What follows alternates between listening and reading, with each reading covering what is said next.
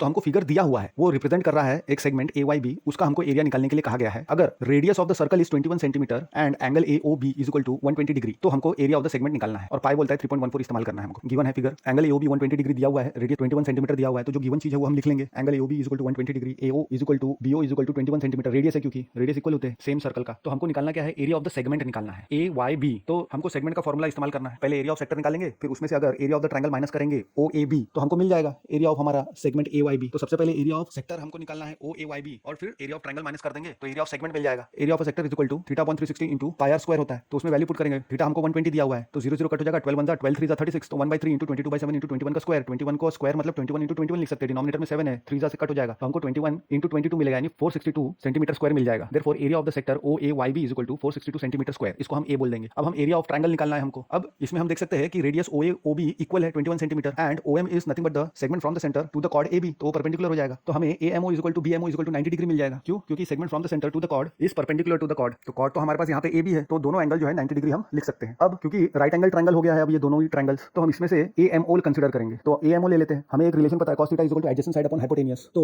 Theta की value put करेंगे हम, तो cos theta is equal to क्या मिलेगा हमको, O M upon O A, यानी theta is equal to 60 degree के लिए O M upon O A is nothing but 21, but cos 60 degree is 1/2, therefore O M is equal to 21 upon 2, यानी 10.5 centimetre मिल गया। Now O M की value हमको मिल गई, तो फिर से राइट ट्रायंगल में जाएंगे हम ए एम ओ में। अब हमको क्या मिलेगा, एक रिलेशन है sin theta is equal to opposite upon hypotenuse. So for theta is equal to 60 degree A M upon O A मिल जाएगा। वैल्यू पुट करेंगे तो हमको ओ ए क्या है 21 एंड sin 60 डिग्री इज √3/2, तो ए एम हमको क्या मिल जाएगा 21 √3/2, यानी 10.5 √3। अब A M is equal to 10.5 √3 centimetre हमको मिल गया। तो B M is equal to A M is equal to 10.5 √3 centimetre हो जाएगा। क्यों? क्योंकि segment from the centre to the chord perpendicular तो होता ही है, लेकिन कॉर्ड को बाइसेक्ट भी करता है। तो इसके पहले हमने परपेंडिकुलरिटी इस्तेमाल किया था, अभी कॉर्ड को बाइसेक्ट करता है, ये वाली प्रॉपर्टी हम इस्तेमाल करेंगे, तो हमको इक्वेशन 1 मिल जाएगा। नाउ ट्रायंगल का एरिया निकाल लेंगे, ट्रायंगल ए ओ बी का। तो फॉर्मूला हमें पता है half into base into height होता है, तो इसमें वैल्यू पुट करेंगे तो हमको क्या मिलेगा, हाफ इंटू बेस क्या है हमारा ए बी है एंड ओ एम है हमारा हाइट। तो वैल्यू हमको पता है, ए बी को हम कैसे लिख सकते हैं, A M plus B M. क्यों? क्योंकि तीनों points A M and B collinear है, एक ही लाइन में आते हैं। तो अब ए एम और बी एम की वैल्यू पुट कर देंगे, तो हमको equal to half into 10.5 √3 plus 10.5 √3 into O M मिलेगा। क्यों? क्योंकि A M and B M जो है वो इक्वल है, क्योंकि segment from the centre to the cord bisect कर रहा है कॉर्ड को। तो हमको 2 टाइम्स 10.5 √3 मिलेगा, तो 2